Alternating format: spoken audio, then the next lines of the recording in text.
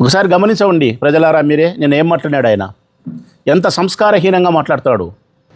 అసలు భారతమ్మను రాజకీయపరమైనటువంటి ప్రస్తావనలోకి తీసుకురావాల్సిన ఆవశ్యకత ఏమైనా ఉందా?